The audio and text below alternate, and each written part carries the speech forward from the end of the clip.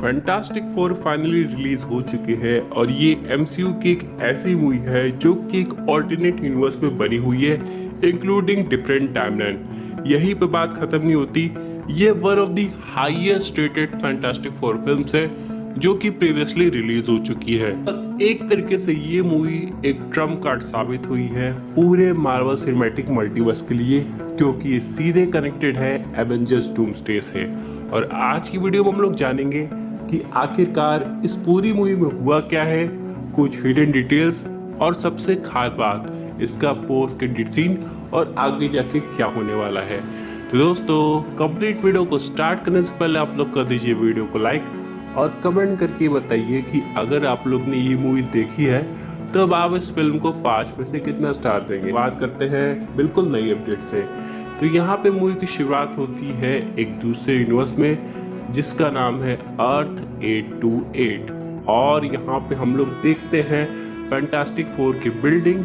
वहाँ पे हम लोग रीड को बाथरूम में देखते हैं, वो सू से कुछ सामान मांग रहा था और सू बोलती है कि बस रुको, मैं अभी वो सामान लाती हूँ। और हम लोग यहाँ पे ये भी देखते हैं कि सू कुछ टेस्ट कर रही थी और वो टेस्ट पॉजिटिव आता था।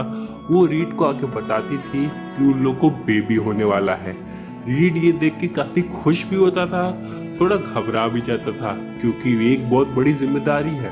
उसके बाद सीधे कट होता था एक नया सीन जहाँ पे एक एंकर हम लोग को बताता था फैंटास्टिक फोर के बारे में कि कैसे 4 साल पहले ये सब लोग गए थे स्पेस एक्सप्लोरेशन में और किसी कॉस्मिक टर्बुलेंस की वजह से इन सबको अलग अलग पावर्स मिली थी, जिसकी वजह से ये लोग एक तरीके से सुपर हीरो तो बन गए थे, साथ ही में बहुत फेमस भी हो गए थे। वहाँ पे जो भी अर्थ के पीपल थे उनको इस टीम पे पूरा भरोसा था कि आगे चाहे कुछ भी हो जाए ये टीम उनको हमेशा प्रोटेक्ट करेगी। में हर टाइम ये लोग डिनर साथ में करते थे जहाँ पे सू ने बताया कि उनको बेबी होने वाला है और यहाँ पे टीम सेलिब्रेशन हो ही रहा था। लेकिन तभी अचानक से हम लोग देखते हैं सिल्वर सर्फर को जो कि अर्थ पे आती है और सब लोग को एक साथ अनाउंस करती है कि अर्थ जो है वो डिस्ट्रक्शन के लिए मार्क्ड हो गया है एक कॉस्मिक बीइंग गैलेक्टस के नाम से। और फिर वो इतना कह के चली जाती है। जॉनी उसका पीछा करता है लेकिन फिर वो जॉनी को किसी लैंग्वेज में कुछ बात करती है, उसके बाद आगे बढ़ जाती है। उसके बाद हम लोग यहाँ पे ये भी देखते हैं कि रीड स्टडी करता है बहुत सारी प्लैनेट्स को जो कि अचानक से गायब हो रहे थे और उसे पता चलता है ये जो प्लैनेट्स गायब हो रहे हैं इसका जिम्मेदार गैलेक्टस ही है। और यहाँ पे रीड एक तरीके से टेलीपोर्टेशन पे भी काम कर रहा था कि कैसे एक जगह से दूसरी जगह से जाया जाए। उसने एक एक्सपेरिमेंट भी किया था जो कि कामयाब हुआ और उसी एक्सपेरिमेंट के चलते वो सिल्वर सर्फर के ट्रेसेस को पकड़ते हुए गैलेक्टस के पास पहुंचना चाहता था। अब वहाँ पे वो लोग पहुँच तो जाते हैं जहाँ पे उन्हें एक प्लैनेट दिखाई देता है जो कि अर्थ से ऑलमोस्ट 13% बड़ा होता है। वहाँ पहुँचने के बाद उन लोग को ये पता चलता है कि सिल्वर सर्फर पहले से एग्जिस्ट कर रही है वहाँ पे और गैलेक्टस ऑलमोस्ट उस प्लैनेट को कंज्यूम कर लिया है। पहुँचने के बाद सिल्वर सर्फर उससे कहती है कि तुम लोग को यहाँ पे नहीं आना चाहिए था, लेकिन अब गैलेक्टस तुम्हारा इंतजार कर रहा है। वहाँ हम लोग पहली बार गैलेक्टस को देखते हैं जो कि काफ़ी जायंट फॉर्म में था और यहाँ पे लोग पूछते हैं कि वो उसका प्लैनेट क्यों कंज्यूम करना चाहता है। गैलेक्टस बताता है कि वो पहले कैसा था और अब वो कैसा हो गया है, लेकिन एक शर्त पे वो उनके प्लैनेट को छोड़ सकता है अगर वो बेबी फ्रैंकलिन यानी कि जो भी सू के पेट में है उसे दे दे। गैलेक्टस बोलता है कि इसके अंदर इतनी ज़्यादा कॉस्मिक एनर्जी है कि इसकी भूख हमेशा के लिए शांत हो सकती है। लेकिन यहाँ पे रीड हैरान हो जाता है। उसने कहा है कि उसने सू पे काफ़ी सारे टेस्ट किए हैं, ऐसा हो ही नहीं सकता, उनका बेबी बिल्कुल नॉर्मल है, उसके पास ऐसी कोई भी सुपर पावर नहीं है। लेकिन गैलेक्टस इस बात से डिनाई करता है और वो सीधे उस सू पे अटैक करने की कोशिश करता है। यहाँ पे जॉनी स्टॉर्म गुस्से में आके गैलेक्टस की शिप में आग लगाने लगता है और लोग किसी तरह वहाँ से भागते हैं और सिल्वर सर्फर को भी चकमा दे देते हैं। जब रीड यहाँ पे वापस आता है तो लोग काफ़ी डर जाते हैं और पूरी जनता को बताते हैं कि गैलेक्टस ने कुछ भारी भरकम डिमांड की है, वो है उनका खुद का बेबी फ्रैंकलिन रिचर्ड्स। और यहाँ पे जितने भी पीपल हैं जो कि फैंटास्टिक फोर को प्यार करते थे, वो एक तरीके से उनकी नफरत करने लगते हैं कि एक बच्चे के लिए वो पूरे अर्थ को कैसे दाव पे लगा सकता है। और यहीं पे फिर उसके बाद हम लोग को पता चलता है कि रीड को समझ में आ गया है कि फ्रैंकलिन के पास सही में सुपर पावर्स हैं, लेकिन अब उसे अपने बच्चे को भी बचाना है, साथ में पूरी अर्थ को भी बचाना है। ये सिलसिला काफ़ी लंबे समय से चलता रहता है और सू एक बार फ्रस्ट्रेट होकर सीधे पब्लिक के पास पहुंच जाती है और डिक्लेयर करती है जो भी बंद पड़ेगा वो करेंगे और गैलेक्टस अर्थ को कंज्यूम नहीं कर पाएगा। अब यहाँ पे रीड जो है वो एक नेटवर्क सिग्नल पोर्टल पे वर्क करता है। वो ऐसा पोर्टल बनाने की कोशिश करता है जो कि पूरी अर्थ को ही काफ़ी लाइट ईयर्स आगे किसी डिस्टेंस गैलेक्सी में पहुंचा दे जो कि गैलेक्टस से काफ़ी दूर हो। अब यहाँ पे वो पोर्टल्स बस एक्टिवेट ही करने वाला था, लेकिन सिल्वर सर्फर उसे डिस्ट्रॉय कर देती है। सिर्फ एक पोर्टल बचा होता है, तभी जॉन स्टॉर्म आके उसे रोक लेता है और उसे ये भी पता चलता है कि वो अब सिल्वर सर्फर की लैंग्वेज में भी बात कर पाता है और उसका नाम बताता है जो कि होता है शाला बेल।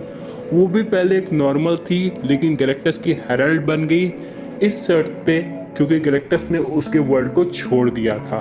लेकिन उसके बाद यहाँ पे उसने सारे वर्ल्ड की रिकॉर्डिंग दिखाई जो कि उसकी और गैलेक्टस की वजह से ऑलरेडी कंज्यूम हो गया था, जिसकी वजह से वो काफ़ी ज़्यादा गिल्ट में आ जाती है। जबकि गैलेक्टस के आने में बस कुछ ही समय बाकी था, तो वो लोग एक प्लान बनाते हैं। वो लोग फ्रैंकलिन को बेट की तरह यूज़ करेंगे और गैलेक्टस को वहाँ पे टाइम स्क्वायर पोर्टल के पास ले आएंगे और जैसे ही उस पोर्टल के पास आएगा उनके पास ऑलमोस्ट 37 सेकंड होंगे उस पोर्टल को एक्टिवेट करने के लिए और गैलेक्टस को कहीं दूर भेज दिया जाएगा।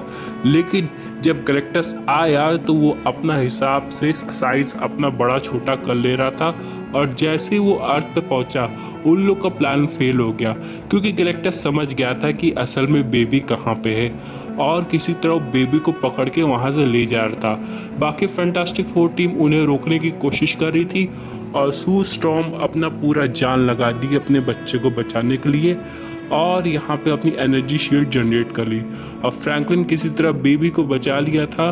लेकिन फिर यहाँ पे उसने इतनी एनर्जी जनरेट कर दी थी जिसकी वजह से वो ऑलमोस्ट एंड पे आ गई थी। लेकिन फैंटास्टिक फोर की पूरी टीम ने गैलेक्टस को किसी तरह वहाँ से हटा दिया। अब गैलेक्टस टेलीपोर्ट होके कहाँ चला गया ये तो नहीं पता, लेकिन सू का अंत हो गया था और ये देख के पूरी टीम हैरान हो गई थी और सब लोग ग्रीव कर रहे थे। लेकिन जैसे ही फ्रैंकलिन ने सू को टच किया, सू की जान वापस आ गई थी और वो लोग फिर से यूनाइट हो गए थे। यहाँ पे कहानी ख़त्म तो हो गई थी, लेकिन उसके बाद हम लोग देखते हैं कुछ साल बीत जाते हैं और सू यहाँ पे फ्रैंकलिन की केयर कर रही है। लेकिन तभी वहाँ पे एक आदमी आता है जो कि ग्रीन कलर का क्लोक पहना हुआ था और मास्क लगाया हुआ था। अब इसके आगे वो क्या करता है वो हम लोग को डूम्सडे में पता चलेगा, क्योंकि जैसा कि हम लोग समझ चुके हैं ये कोई और नहीं बल्कि डॉक्टर डूम है और इससे फ्रैंकलिन रिचर्ड्स से क्या काम है ये तो आगे जाके हम लोग को बहुत डिटेल में रूसो ब्रदर्स एवेंजर्स डूम्सडे के थ्रू समझाने वाले हैं। साथ ही में गैलेक्टस एक ऐसा बीइंग है जिसे मारा नहीं जा सकता है, उसे लंबी नींद दी जा सकती है। वो टेलीपोर्ट होके कहाँ गया, क्या वो हम लोग के यूनिवर्स में आ गया या फिर कहीं और? इस सब से तो एक चीज़ कंफर्म है कि गैलेक्टस की भी दोबारा वापसी हो जाएगी। कुल मिला के ये मूवी काफ़ी ज़्यादा फैंटास्टिक थी और ऑडियंस को बहुत ज़्यादा पसंद आई थी। लेकिन मैं आपको एक डिलीटेड पोस्ट क्रेडिट सीन के बारे में बताना चाहता हूँ जो कि था नोमन रैट के सिल्वर सर्फर का, जो कि हम लोग को पुरानी वाली फैंटास्टिक फोर पार्ट 2 मूवी में देखने को मिला था। वो हम लोग को देखने को मिलने वाला था, प्लस यहाँ पे क्रिस इवंस का जॉन स्टॉर्म भी हम लोग को देखने को मिलने वाला था, लेकिन वो सीन डेलिबरेटली कट कर दिया गया था। इसकी जगह ये डॉक्टर डूम वाला सीन आ गया था। आप लोग ने मूवी में नोटिस किया होगा कि सू स्टॉर्म एक बार एक पीस टॉक कर रही थी तो वहाँ पे हम लोग को लैटवेरिया की एक चेयर दिखाई दी थी जो कि एम्प्टी थी। तो ये इस बात का सिग्नल है कि विक्टर वॉन डूम वहाँ मौजूद था पहले से उस यूनिवर्स में, बस हम लोग को दिखाई नहीं दिया गया। तो डेफिनेटली ये जो पर्सन है जो कि हम लोग को पोस्ट क्रेडिट सीन में देखने को मिला है वो डॉक्टर डूम ही है और वो फ्रैंकलिन को इस वीडियो को लाइक करें, शेयर करें अपने फ्रेंड्स के साथ और सब्सक्राइब करें चैनल को अगर आपने अभी तक सब्सक्राइब नहीं किया। और नेक्स्ट वीडियो में आप लोगों से मिलते हैं किसी ब्लॉकबस्टर मूवी का या सीज़न का रिव्यू और एक्सप्लेनेशन लेके। तब तक के लिए अपना ख्याल रखें, अपने से जुड़े लोगों का ख्याल रखें। अल्लाह हाफिज़। But I've known you too long, it hurts to watch your blue eyes fade to gray as you fade away, as you fade away. Yeah, I'm about to fade away, 'cause every time I wake up I feel like it's Monday. Something's going wrong with all the chemicals up in my brain. All of a sudden I don't look at anything the same way. Gotta build up of my thoughts sitting in an ashtray. I'm sorry that I'm so inconvenient, okay. Just let me be me and I'll stay out of your way.